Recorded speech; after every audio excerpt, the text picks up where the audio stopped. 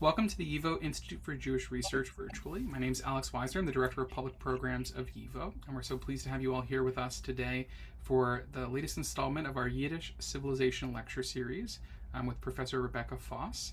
Today's lecture is called The Red Jews, Intertextuality in a Yiddish Myth. This series is a part of our YIVO Bard Uriel Weinreich Yiddish Summer Program, a 6-week program which offers Yiddish language classes from beginner to advanced levels, and a wide variety of cultural and enrichment activities. These lectures are a part of the summer program curriculum, and they're also open to the broader public. So it's a part of the way that we open up what we have, the learning that we have happening here in the summer to our whole community. And I have with me David Brown. Hello, welcome to all, and welcome to Professor Voß. Professor Rebekka Voß is an associate professor at Goethe University in Frankfurt. Her research focuses on Jewish cultural history in early modern Europe, with special attention to cultural transfer between Jews and Christians. Thank you so much for joining us, Professor Voß. Thank you very much for inviting me. It's very exciting to speak to such an international crowd and tell you something about the Red Jews. I will share my presentation, and I hope it's working. I hope it looks good. Yep. Okay, cool. The great bibliographer of Jewish literature, Moritz Steinschneider, lists a Megillah, welche man in Deutschland am Pfingsten rezitiere, which is recited in Germany on Pentecost, that is, the Jewish holiday of Shavuot. Steinschneider is not referring to the canonical book of Ruth, one of the 5 scrolls of the Hebrew Bible traditionally read in synagogue on Shavuot. Rather, he refers to the Yiddish work Megillas Reb Meir, the scroll of Rabbi Meir. Megillas Reb Meir recounts the alleged circumstances that led the 11th century poet Meir Schatz of Worms to compose his best-known hymn, the Aramaic piyut Akdamut Milin. This poem, which celebrates the relationship between God and the Jewish people, became part of canonical Ashkenazic liturgy and continues to be recited in synagogue on the first day of Shavuot. The Yiddish tale surrounding its fictitious origins, known to scholars as Maaseh Akdamut, the story of Akdamut, enjoyed immense popularity among Ashkenazic Jews in early modern Europe. Its appeal lay in a dramatic narrative featuring a magical contest and the legendary Red Jews. My talk today explores the function of well-known texts from the Hebrew canon within Maaseh Akdamut. Which purpose did the resementization of liturgical, biblical, and rabbinic texts serve when these materials were redeployed beyond the canon in Old Yiddish literature and in this work in particular? I argue that Maaseh Akdamut negotiates the canon in ways that empower the vernacular reader. Our textual journey through Maaseh Akdamut takes us from the Shema Yisrael, a central element of the Jewish daily liturgy, to the piyut Akdamut Milin. The narrative unfolds between these 2 widely known liturgical texts and is driven by a dense network of intertextual references, ranging from the insertion of complete texts and direct quotation to allusions to the Jewish canon and to works circulating on medieval and early modern European bookshelves. These references encompass both Hebrew and Yiddish literature, including Toledot Yeshu, the polemical counter-narrative of the life of Jesus, the Roman Viduvilt, and the biblical epic Shmuel Buch, as well as motifs drawn from medieval German literature. Positioned at the intersection of the Jewish canon and local German vernacular culture, Maaseh Akdamut also exhibits additional forms of transtextuality as conceptualized by the French literary theorist Gérard Genette. Maaseh Akdamut was originally conceived as an etiological commentary, or in Genette's terms, a metatext, explaining the origins of the piyut Akdamut Milin. In practice, however, it is far less a hagiography of Rabbi Meir Schatz than the title of the lost Editio Princeps from Cremona circa 1560, Megillas Reb Meir, would suggest.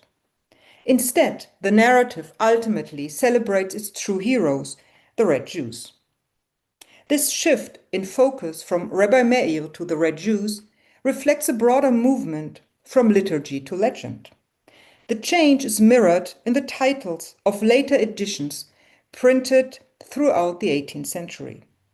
These titles promise a beautiful tale of a wheel of fortune, a red Jew and a black monk. They thereby shaped readers' expectations regarding both the genre and content, phenomena that Jeanette would classify as paratextuality and architectuality. Whereas a Megillah implies a canonical or quasi-canonical liturgical text, a Meise or a Geschichtnis signals a non-canonical narrative intended primarily for entertainment.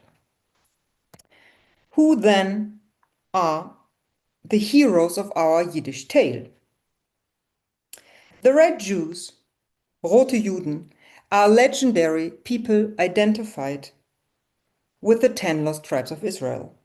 In Old Yiddish, they are imagined as ruddy-faced, red-haired, and red-bearded warriors dressed entirely in red. Modern Yiddish speakers would recognize them as royte, yidlekh, little red Jews, and we will return to this collective diminutive at the end of my talk. According to widespread Jewish legend, the 10 lost tribes live in isolation in an unknown land and will reappear only with the coming of the Messiah. The Red Jews represent a distinctive late medieval development of this tradition in the German-speaking world. They became a shared motif among Jews and Christians alike, circulating in both Yiddish and German. Significantly, however, the motif remained confined to the vernacular sphere. It appears neither in Hebrew nor in Latin nor in any other European language. The two linguistic communities interpreted the Red Jews in markedly different ways. Although they shared the same legend, they contested its meaning and invested the color red with different associations. By examining the intertextuality of the story of the Red Jews, this lecture traces their journey through Jewish and Christian imaginations, from their medieval origins to their presence in Old Yiddish and modern Yiddish literature. Maaseh Akdamut is a key text for understanding the emergence and significance of the Red Jews in Yiddish culture. Tracing the development of this motif, however, is challenging. Many Yiddish sources are difficult to date precisely, largely because they appear to have circulated orally before committed to writing. As a result, it remains impossible to determine conclusively whether the term rote Juden, red Jews, originated in German or in Yiddish, or which linguistic community first transmitted the trope to the other. What can be established with greater confidence is that following its initial appearance, probably in the 13th century, the term Red Jews rapidly gained currency among both German and Yiddish-speaking populations. In both the Jewish and Christian culture, the Red Jews appeared first in historicized literature. In medieval High German literature, they are attested from the late 13th century onward, appearing in courtly epics and heroic romances, such as Der Jüngere Titurel and the Göttweiger Trojanerkrieg.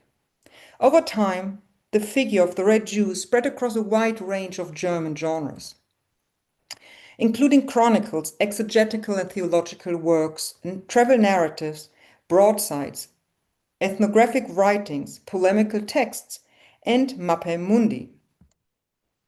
And I brought the 3 most beautiful examples.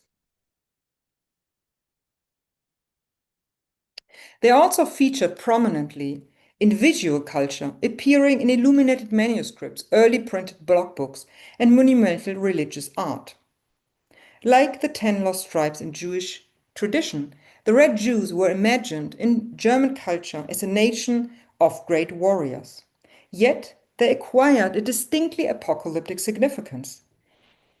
Christians feared them as the army of the Antichrist, destined to unleash destruction upon the Christian world at the end of time. The Yiddish development of the Red Jews myth began in a liturgical context, probably also in the late 13th century, with Maaseh Akdamut. As the earliest known Yiddish narrative about the Red Jews, it became the most influential and enduring version of the legend. In addition to a late 16th century manuscript, as many as 8 printed editions are known to have appeared under various titles from the 16th century through 1805. The red Jews subsequently became a recurring motif in Old Yiddish literature, appearing in a variety of other narratives. Unlike the broad generic diffusion of the motif in German culture, the Yiddish concept of rote Juden, together with the associated image of mythical Jewish red men and women, was transmitted and reshaped primarily through vernacular storytelling. Maase Agdamut and related narratives circulated widely in both oral and written forms, reaching literate and non-literate audiences alike. From the perspective of Janet's theory, these Yiddish narratives can be understood as hypertexts that transform and in some respects counter the German hypotext of the Red Jews legend. Maase Agdamut provides a particularly illuminating example of this process, as I will show in the following sections.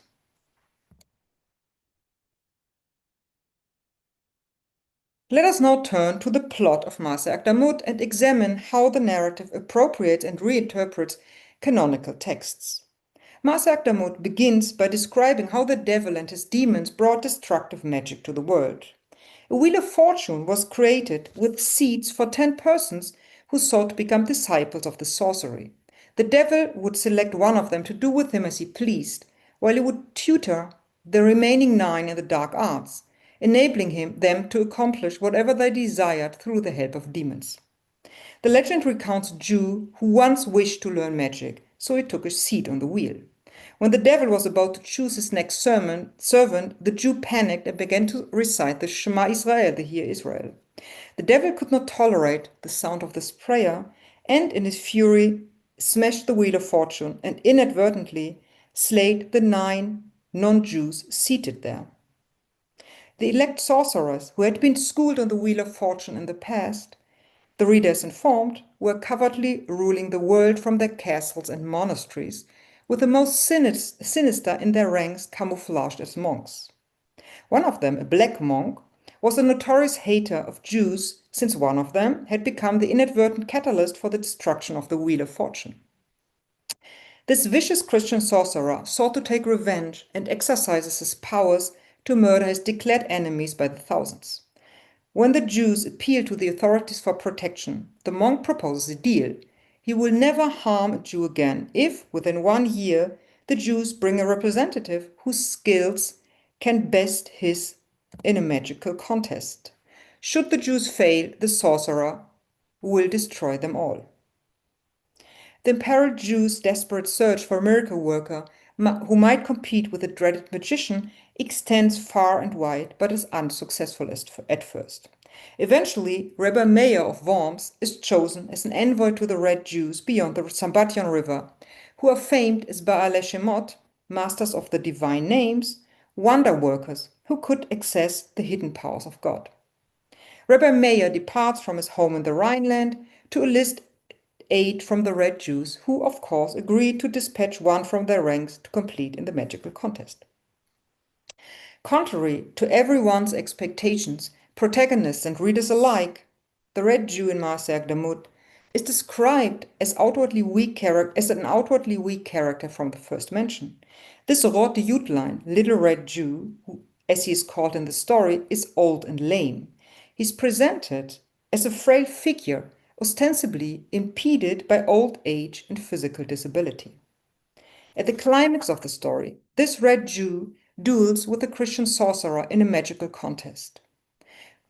When the Jewish champion from beyond the Sambation steps forward, however, the audience doubts that he could withstand the mighty monk.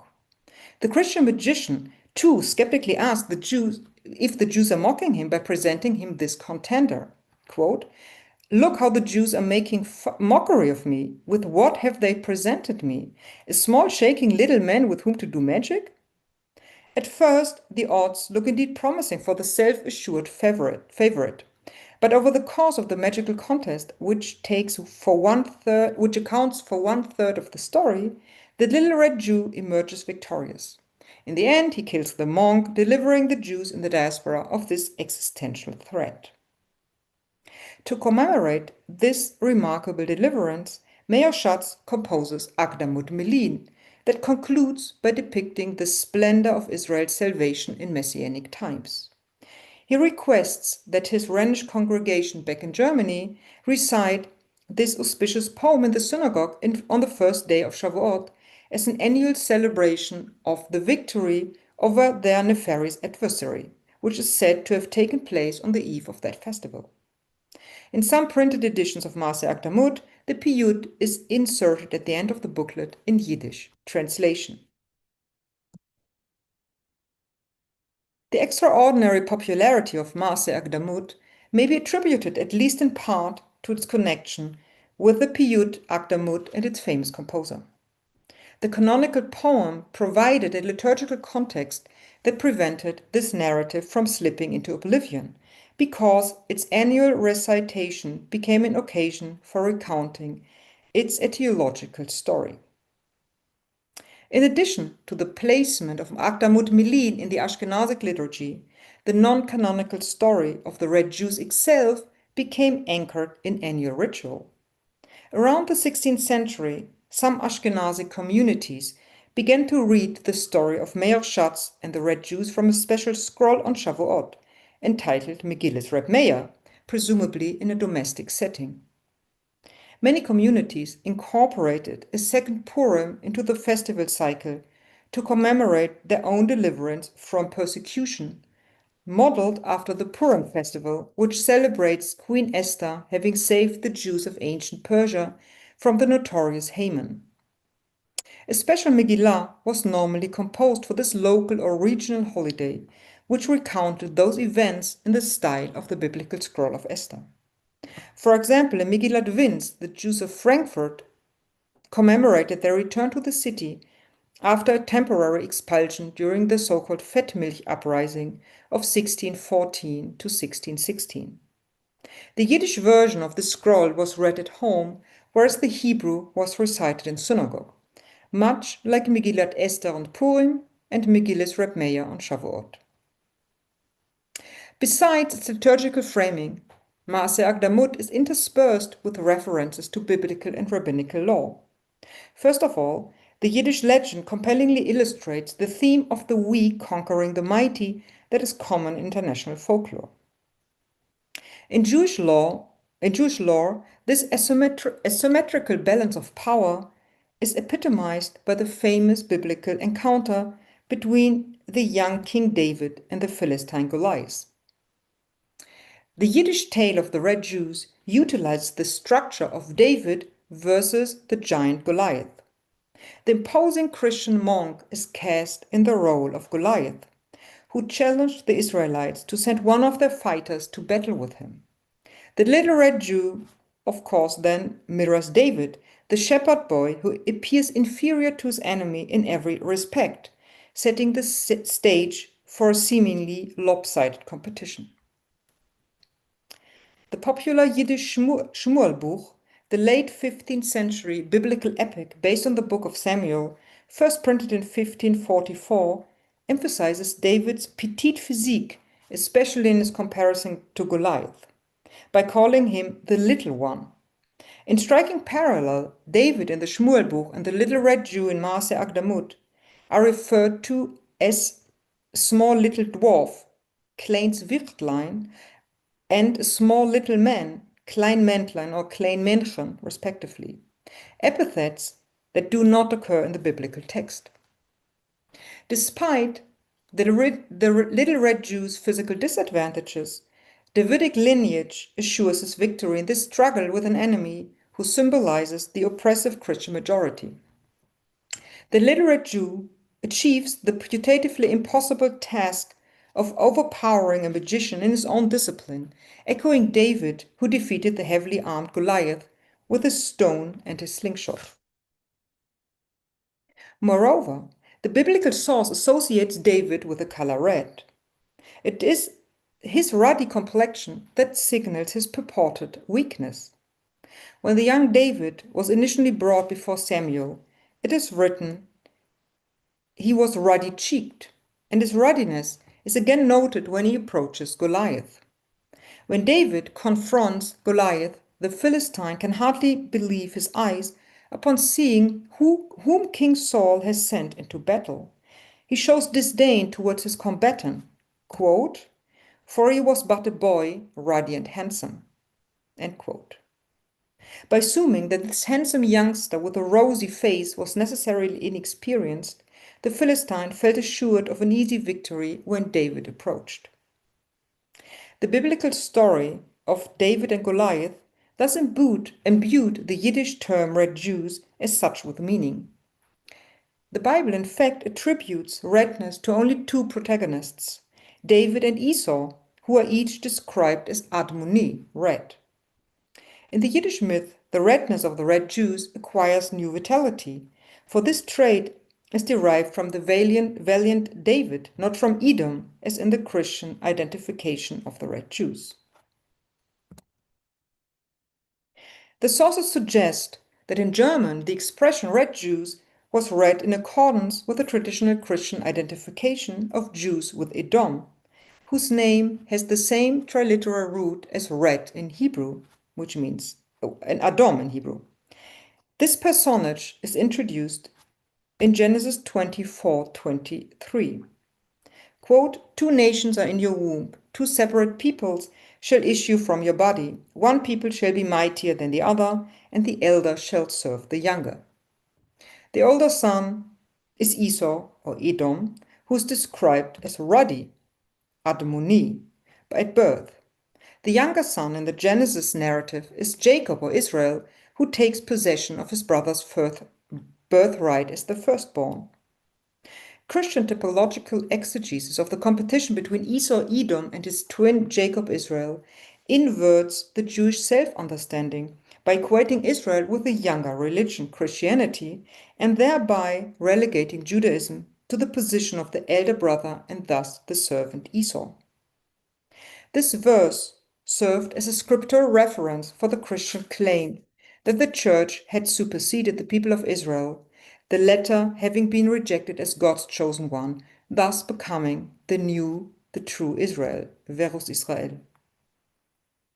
Several Jewish Bible commentaries and midrashim address the redness that characterizes both David and Esau by comparing its antithetical reading for each of them. Midrash Rabbah weighs the significance of this shared feature. When Samuel first saw David, he feared that this future king of Israel might be another Esau, mistaking David's ruddiness as a mark of brutal determination.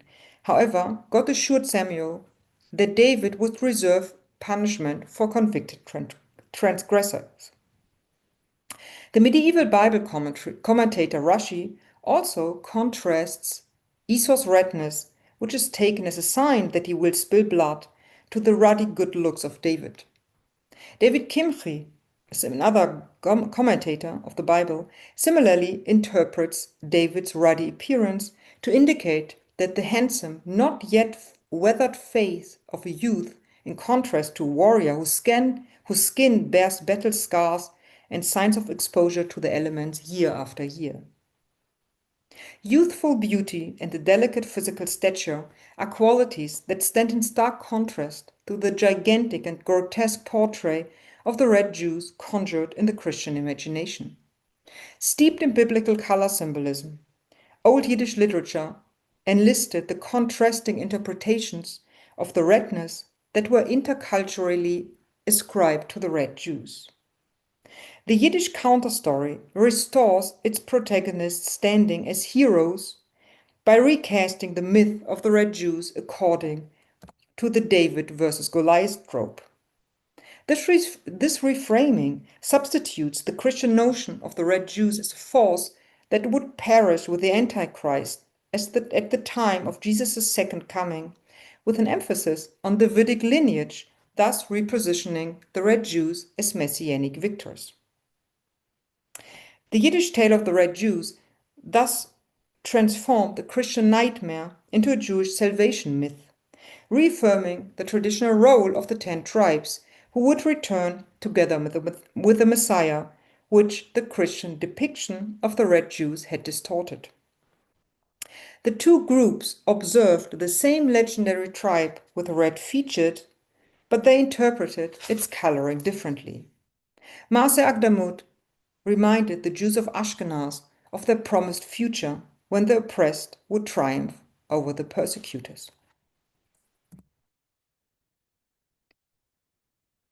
Such as the outwardly fragile little red Jew in Maaseh Agdamut promises Jewish survival, the motif of a diminutive hero who fights a mighty magician also appears in another well-known Old Yiddish story, the chivalric romance Viduvilt, a 15th or 16th century adaptation of the Middle High German Vigalois.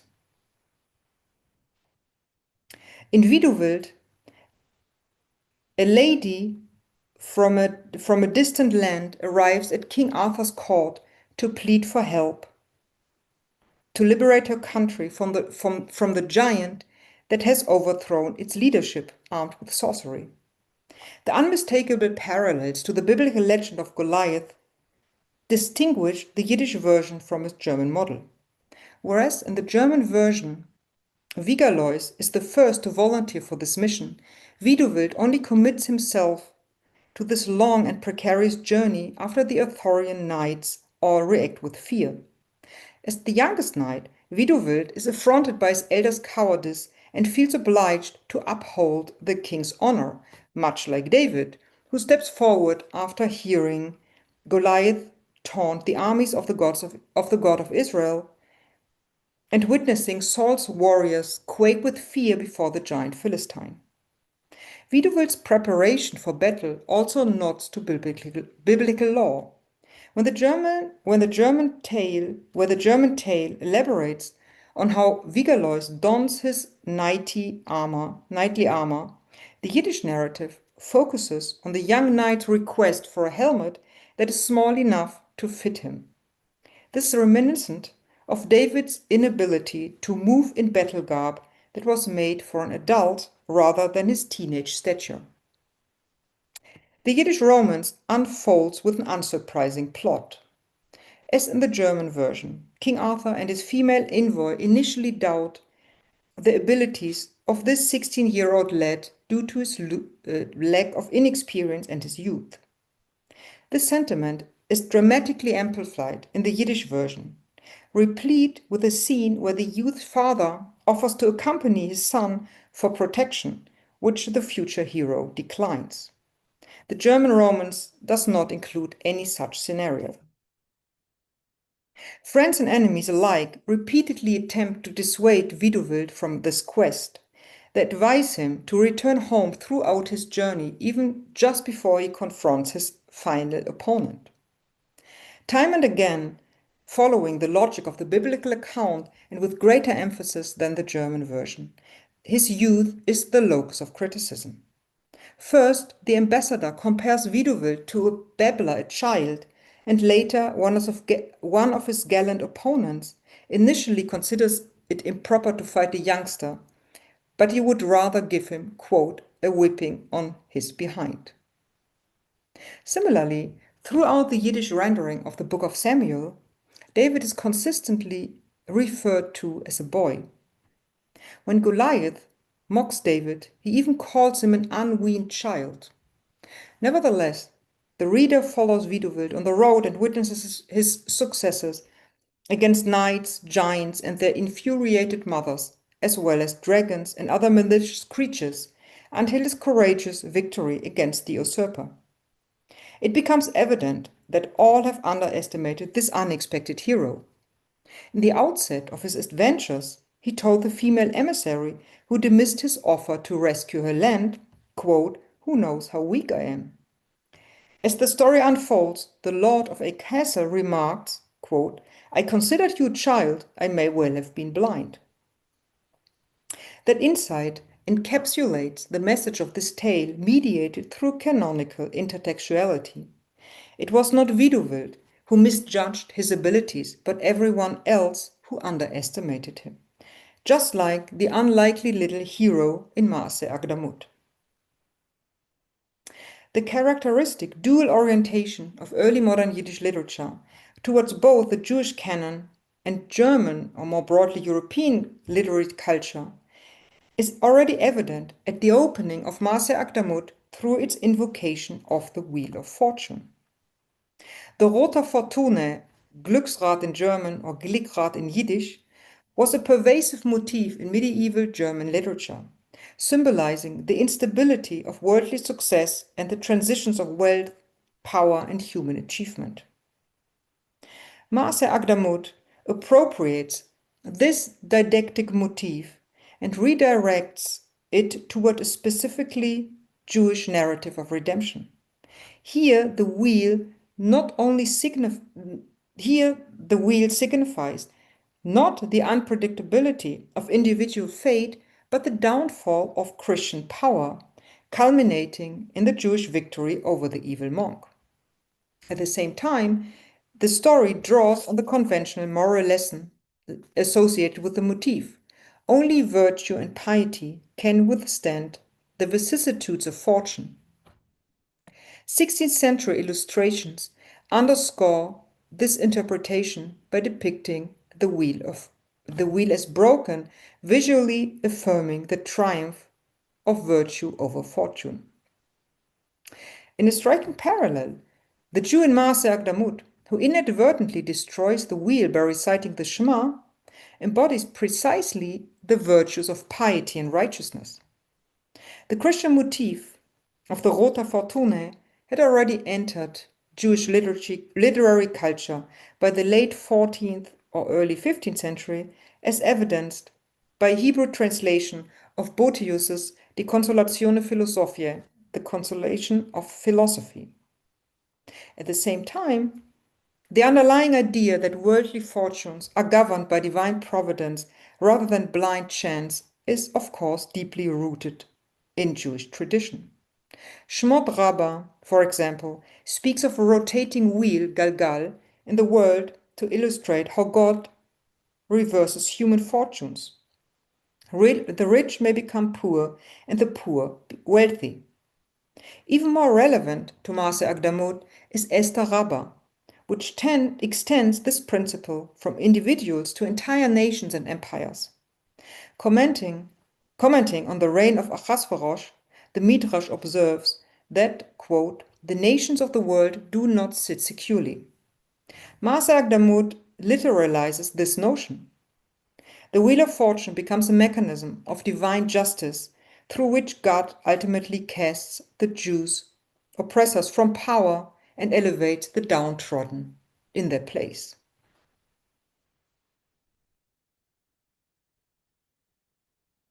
Polemical and humorous reinterpretations of Christian canonical material add another Jewish-Christian dimension to Maaseh Akdamut and the story of the Red Jews. Whereas the Christian version saw the Red Jews as faithful allies of the Antichrist, the Jewish reading transferred this fateful role to the sorcerer monk, as a closer look at the protagonist reveals. As the personification of evil in Christian tradition, the Antichrist is prophesied to establish his global reign with terror and feigned miracles at the end of time. In fact, distinct parallels exist between the medieval Antichrist legend and Maaseh Akdamut. In this, Maaseh Akdamut may have been informed by Toledot Yeshu, the Jewish polemical retelling of the life of Jesus, which was immensely popular among Jewish readers in Christian Europe from the High Middle Ages. Toledot Yeshu ascribes to Yeshu many of the ominous traits that Christian law associates with the Antichrist, such as depicting him foremost as a magician impostor, a false messiah, and master of the dark magical arts. The parallels between Toledot Yeshu and Maaseh Akdamut are striking. Beyond featuring a villain who wields sorcery to commit murder, both tales employ similar elements in the decisive magical contest between the forces of good and evil. Massive items are lifted with ease, objects are fashioned from clay and tossed to incomparable heights, A millstone is featured in both legend, a tree seals the aggressor's downfall, and Yeshu and the sorcerer monk, respectively, take flight or are launched in the air when they ultimately confront defeat. In the end, like the monk in Maase Agdamut, Yeshu is thwarted. In both cases, failure is an inevitable consequence of exercised, ill-gained magical skills. By contrast, the champions both succeed because they act with a divine sanction. Significantly, upon realizing that he has been stripped of his demonic helpers, the monk cries and laments his fate, saying, "How have you abandoned me, beloved masters?" This phrase closely resembles Jesus' loud call reported in the Gospel of Mark, my God, why hast thou forsaken me?"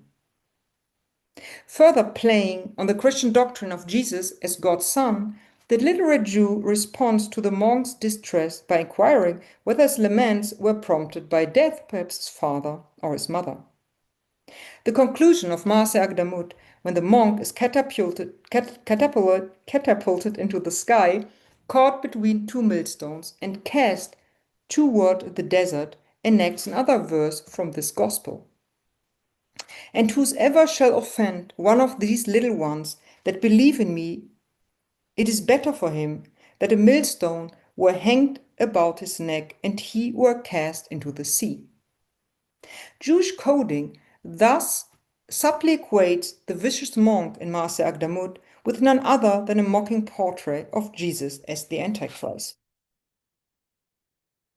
The devastation of the sorcerer at the hands of the little red Jew in Maase Agdamut symbolizes a sweeping metaphorical victory over Christianity. The black monk stands for the church and its incessant oppression of Judaism, bolstered by allusions to Jesus, the Antichrist, and Goliath, and further intensified by his association with wicked Edom. As noted before, in Jewish thought, Edom was a code for Christendom. The Midrash collection, Lekach Tov, details that messianic retribution against Edom will be exacted by one who is as red as his royal ancestor, quote, "who is called ruddy-cheeked and bright-eyed," end quote. Genesis Rabbah also foretells that the destroyer of Edom, the red one, would likewise be clad in red. Jewish messianic expectations were based on biblical prophecies about the fall of Edom. Redemption would follow its demise. The little red Jew's conquest thus foreshadows the anticipated messianic triumph of Israel over Edom. Maase Agdamut fittingly attaches the epithet sons of saviors, Bnei Mosheim, to the red Jews.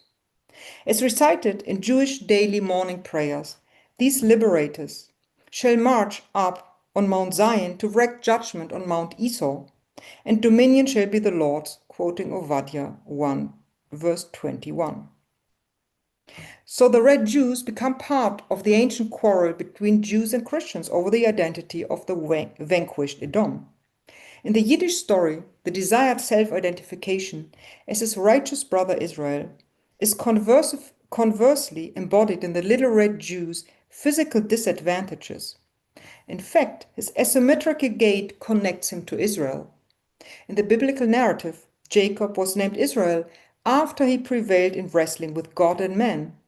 During his fight, his hip was injured, causing him a limp, like the little red Jew.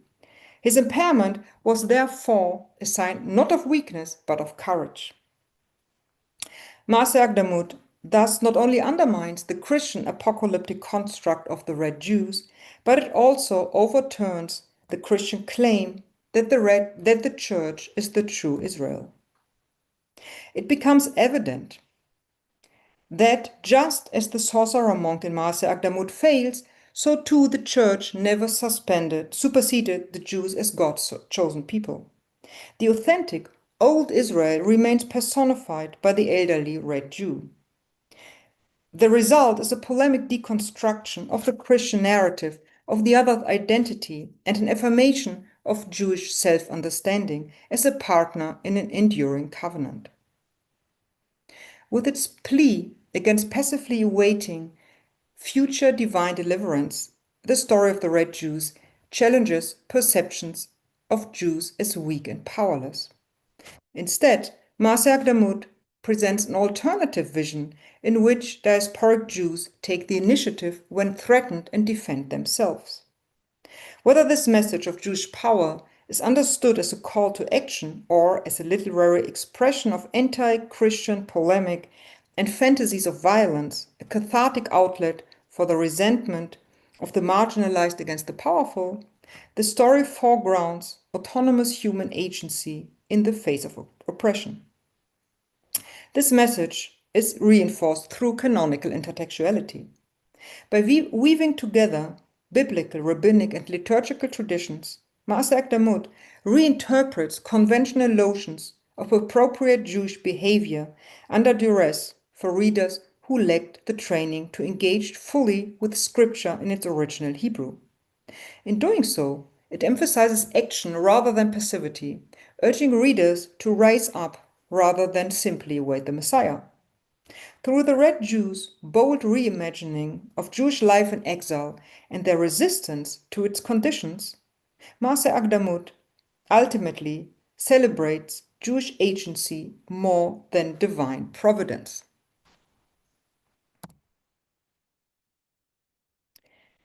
While the Red Jews disappeared from the Christian imagery over the course of the 17th century, they proved remarkably enduring in the Yiddish-speaking world. The unwavering popularity of Marcia Akdamut in the modern period is attested in several Yiddish and Hebrew printings that appeared in Lviv, today's Ukraine, in the 19th and early 20th century. The story has enjoyed an even longer afterlife. Among Hasidic communities, versions of Marcia Akdamut continue to be published in Brooklyn and Jerusalem today. Once their Christian counterpart had vanished, however, the Red Jews in Yiddish culture soon lost their anti-Christian thrust and gradually assumed a variety of new roles, depending on the context, reflecting the concerns that were most prominent within their respective Jewish setting. Although the Red Jews long ago left behind the framework of the anti-Christian counterhistory in modern Yiddish literature, the intellectual and conceptual roots in the pre-modern period remain clearly visible. Thus, the famous author Sholem Yankov Abramovich, better known as Mendele Mocher Sforim, was clearly familiar with the story of the Red Jews as transmitted through the early modern traditions, as it served an inspiration for his writing of the novella The Travels of Benjamin III. Accordingly, Mendele describes the language of the Red Jews as the language of the Piyut Akdamut Milin. The transformations of modernity, however, did not leave the motif of the Red Jews untouched. In Mendele's work, the Red Jews are no longer the positive figures of identification they had been in traditional folklore, as guarantors of messianic redemption and more broadly of Jewish survival in a hostile Christian environment. Rather, Mendele's reinterpretation of the Red Jews contains the image of the wandering Jew condemned to Roman exile forever. Originally, the wandering Jew was a medieval Christian anti-Jewish stereotype, according to which the Red Jews were punished with internal wandering for their rejection of Jesus Christ. And in some versions, as you see here on the slide, the figure was even depicted with red hair. In Mendele's work, however, the stereotype is transformed into a symbol of modern Jewish self-understanding. It reflects the specifically modern Jewish dilemma, efforts toward Jewish emancipation, that is, the integration of Jews as equal citizens into the emerging European nation states, were accompanied by a growing tide of anti-Semitism. This hostility toward Jews cast doubt on the very possibility of successful Jewish acculturation and emancipation. Accordingly, Mendele opens The Travels of Benjamin III with the exhortation, "Go, Jewish children, go." At first glance, this echoes God's biblical commandment to the patriarch Abraham. "Go forth from your country to the land that I will show you," as it says in Genesis 12. Yet, Mendele immediately subverts the messianic promise of a homeland for the Jews. To the call to depart, go, Jewish children, go, he adds the words over the houses. And in Yiddish, the idiom über die Häuser gehen, to go over the houses, means to beg. It refers to a homeless person who goes from house to house, seeking alms, only to be turned away again and again. Thus, the biblical promise of a destined homeland is recast as the reality of perpetual homelessness and exclusion. Around 1900, Sholem Aleichem wrote two satirical stories about the Red Jews, die royte yidlekh, the Little Red Jews, and Meshugaim, madmen. As in Mendele's work, the Red Jews here symbolize backward traditionalism rather than serving as heroic figures as they had in earlier Yiddish literature. Sholem Aleichem deliberately portrays the life of the Red Jews in stark contrast to the older legends. Instead of living in abundance and prosperity, they are desperately poor. Instead of being great scholars, they are largely uneducated. Yet they remain entirely unaware of their condition, convinced that no better way of life exists. Consequently, they reject every innovation associated with modernity, including technological progress, Reform Judaism, and secular education. This depiction closely echoes the criticism voiced by proponents of the Haskalah, the Jewish Enlightenment, regarding the social and cultural conditions of Jewish life in the Russian Pale of Settlement. Even the title, Die royte yidlekh, the Little Red Jews, is significant, whereas in the older Yiddish legend, only the Messianic Redeemer appears as the Little Red Jew. And Sholem Aleichem extends the designation to the entire community, thereby ironically inverting the traditional image and emphasizing the current weakness of a legendary people once perceived as heroic. The association between exile and Jewish identity was immortalized by Marc Chagall in his 1915 oil painting, The Jew in Bright Red. Chagall, whose work is well known for its engagement with the world of Eastern European Jewish folklore, draws here on the familiar motif of the Red Jews. The central figure can readily be identified as a Red Jew in the guise of the Wandering Jew, an old, weary Jew with red hair and a red beard. The Hebrew text in the background is once again the Torah passage recounting God's promise of the land to Abraham, the same biblical passage that we encountered in Mendele's work. In popular Yiddish semiotics, however, the biblical command lech lecha, rendered by Mendele as go, Jewish children, go, also acquired the meaning of the contemporary expulsion of the Jews in the Russian Empire. In Yiddish, lech lecha is expressed as geh dir weg, literally go away or get out of here. The Red Jew thus appears to be rising from a seat in order to leave his home and resume his journey from one exile to the next. Along with the cultural baggage of the Jewish emigrants who increasingly made their ways to the New World from the late 19th century onward, the Red Jews also crossed the Atlantic from Eastern Europe to America, and they can still be found today in New York.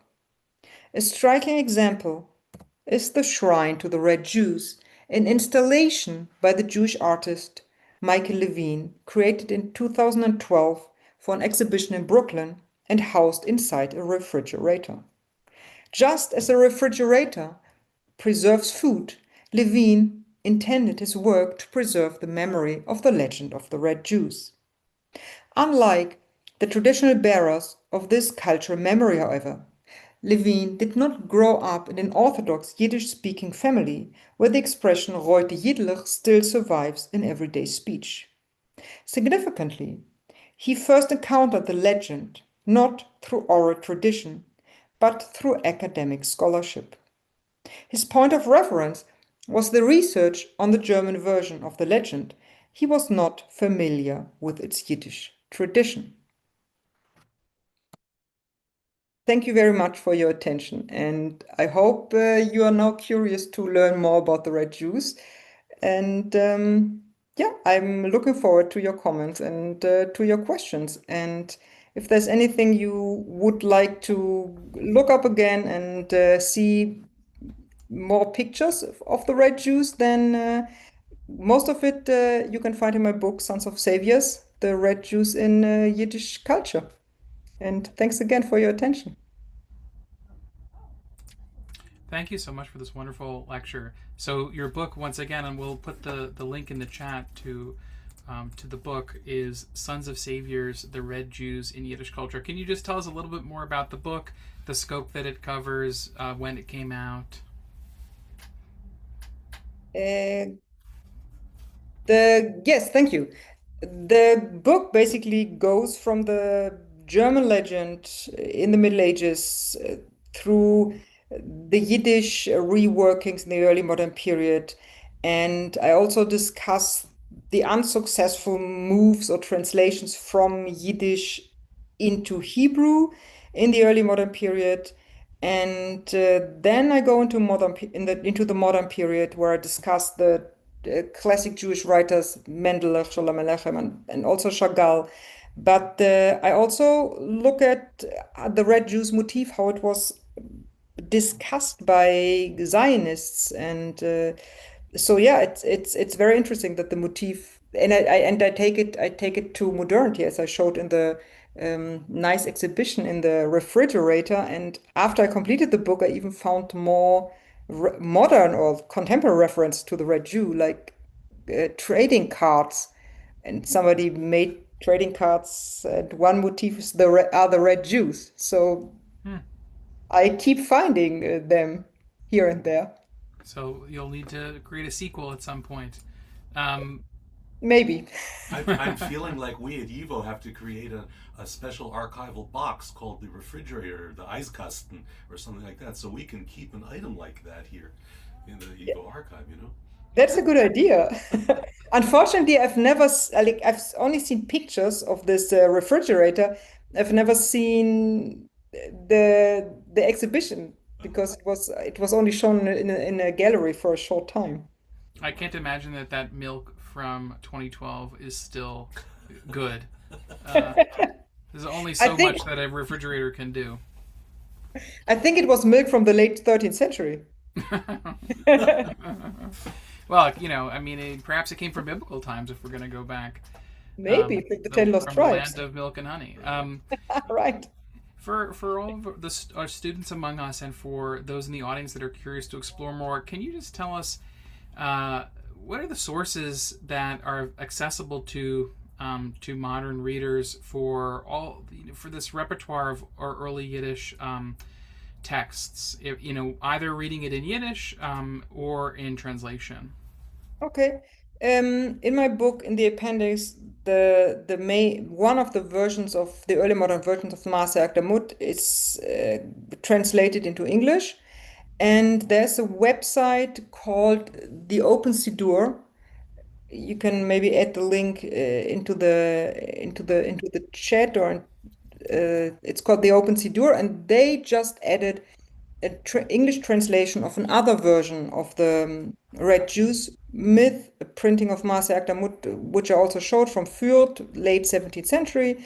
And yeah, so there you can access two of the primary sources in English translation, and all the Yiddish stories I mentioned by Mendel and Sholem Aleichem. You can find them in Yiddish in various editions, in the collected works, of course, but also in modern English translations, for example, by Joachim Neugroschel.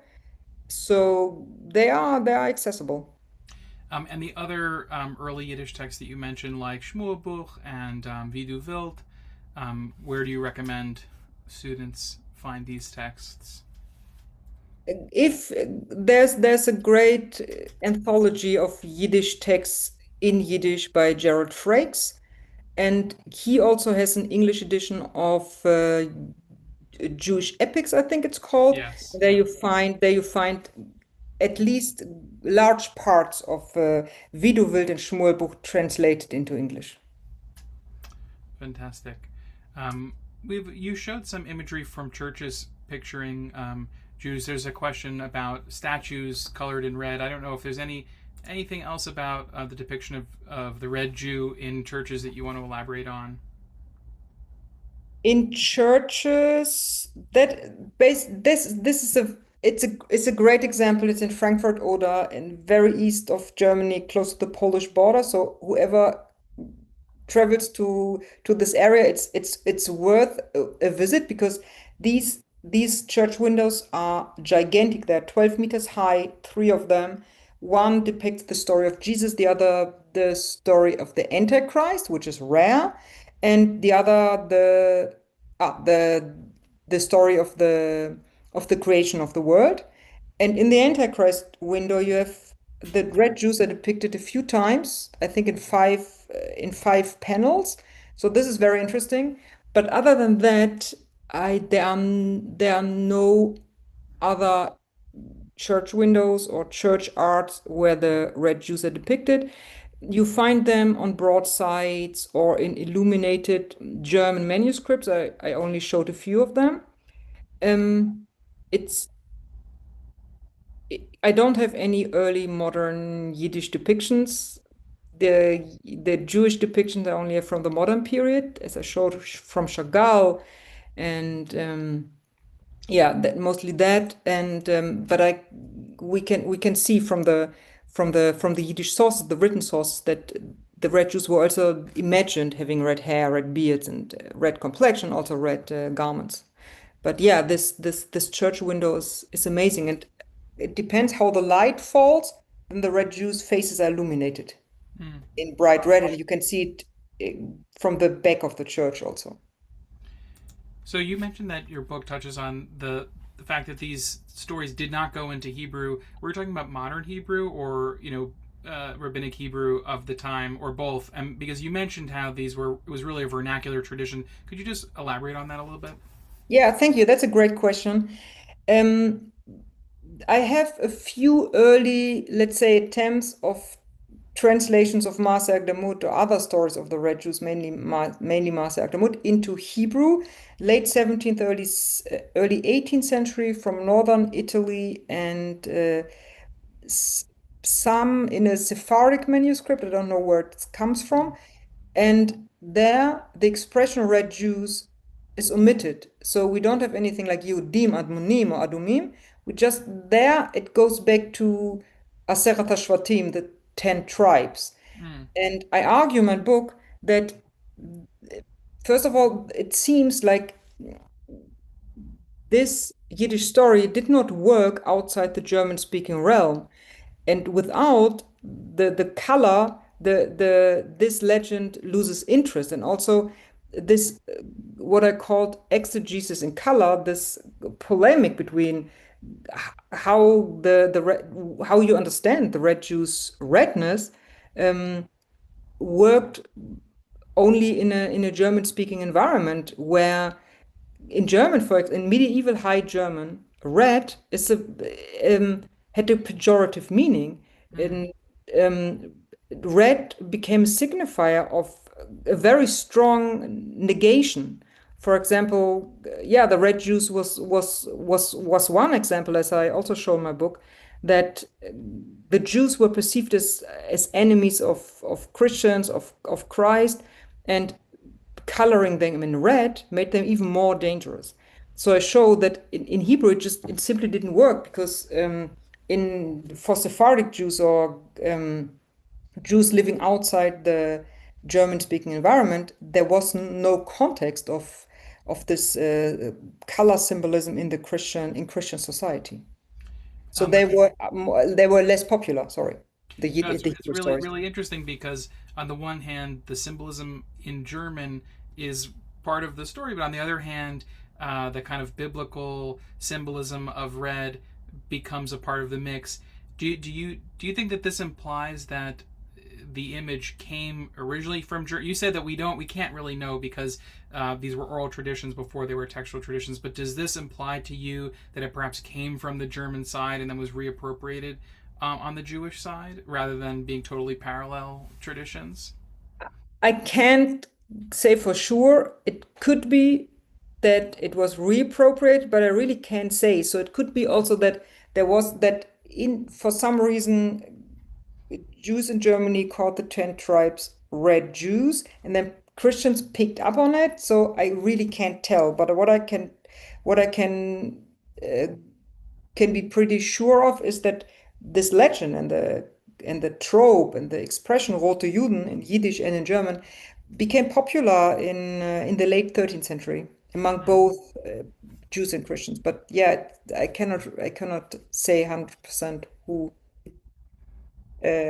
came up with the expression first. I wish I did. I tried to look for it, but I think most importantly, we can see that it's a shared tradition. It's shared and contested at the same time. Yeah. Well, that's about what we have time for. Professor Voß, thank you so much for this fantastic lecture. Thank you very much for your attention, and it was a pleasure to talk about the red Jews. It's always fun to talk about the red Jews.